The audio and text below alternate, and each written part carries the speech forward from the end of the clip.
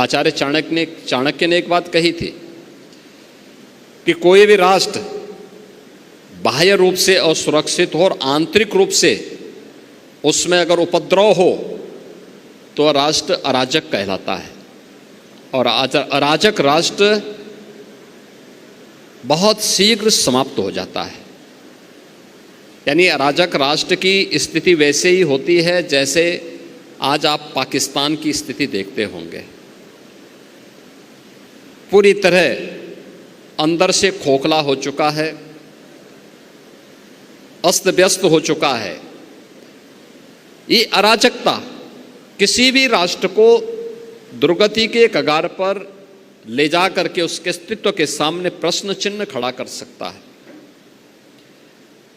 भारत इस दिश से प्राचीन काल से ही बहुत सजग रहा है, सतर्क रहा है और उसकी सुरक्षा के लिए उस प्रकार के तौर तरीकों को अपनाने की एक प्रवृत्ति भी रही है।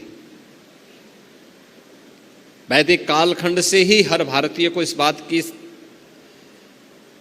शिक्षा दी जाती है कि धरती हमारी माता है, हम सब इसके पुत्र हैं। माता भूमि पुत्रो हम पृथिव्या।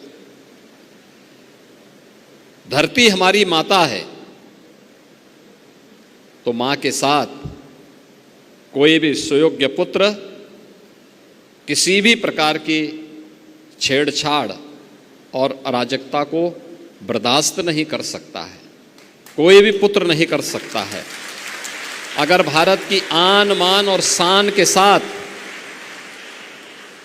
कोई दुस्साहस करेगा तो हर भारतवासी उठ कर के खड़ा होगा। और यही तो प्रभु श्री राम ने हम सबको कहा था।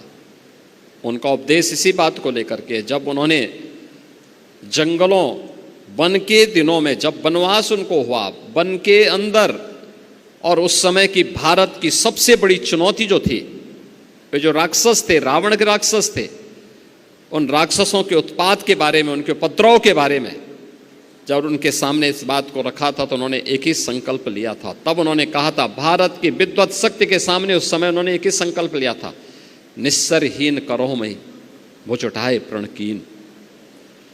यानी एक ही प्रण किया था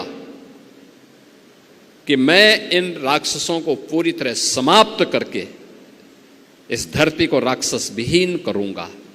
ये राक्षस विहीन करने का मतलब उन उपद्रवी तत्वों को जो हमारी राष्ट्र की सुरक्षा में सेंध लगा रहे हैं, इनसे अपने राष्ट्र को मुक्ति दिलाऊंगा। यह संकल्प राम राज्य की आधारशिला बनी थी।